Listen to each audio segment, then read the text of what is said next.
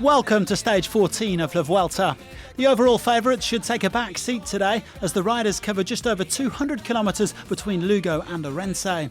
It's a rolling stage with a trio of minor categorised climbs and it looks ideal for a breakaway. There was also a chance it could come down to a bunch sprint in spite of a late kick up to the finish line. Either way, a big battle to get into this breakaway. It took some 50 kilometres for a group of 7 riders to go clear. A very strong breakaway indeed, with 3 riders who've already won on this Vuelta: Marc Soler, Tim Wellens and Michael Woods. They were joined by Dylan van Baarle, Zdenek Stybar, Pierre-Luc Perrichon and Thymen Rensman, opening up a gap of around 5 minutes by the halfway point of the stage. Bora Hansgrohe and Astana setting the tempo in the peloton. The breakaway still had 4.5 minutes in hand at the intermediate sprint, with the best part of 80 kilometres to cover. Total Direct Energie decided to increase the rhythm after the second climb, the Alto de Guitarra, setting an electric pace on the front of the pack. The French team hoping to set up Julien Simon, who has already had 2 top 10 finishes on this race. The gap slowly coming down before the final climb, the Alto de Abelera, just 20 kilometres from the finish line and potentially an ideal springboard for a late attack. That appeared to be Woods' thinking. The Canadian having a dig and the pace proved too much for Perrichon. The other 5 riders getting back on terms by the summit. The peloton meanwhile realised it was a lost cause and gave up the chase. The 6 men up at the front are set to contest the stage win.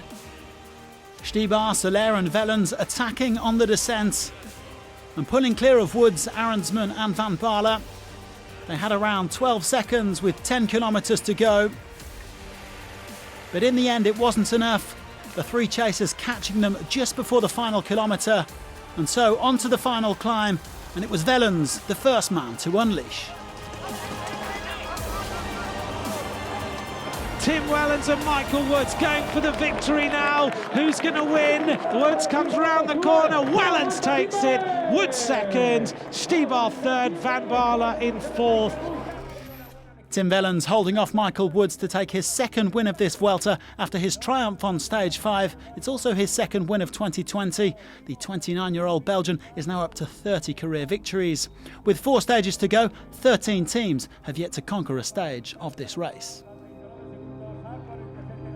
It was not easy to win. It was a really fight to get in the breakaway, and then all my companions in the breakaway were really strong riders.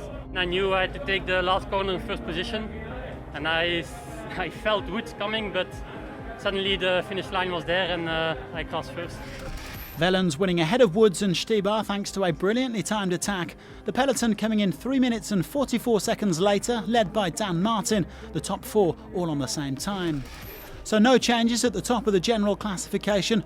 Roglic still 39 seconds clear of Carapaz and 47 ahead of Carthy.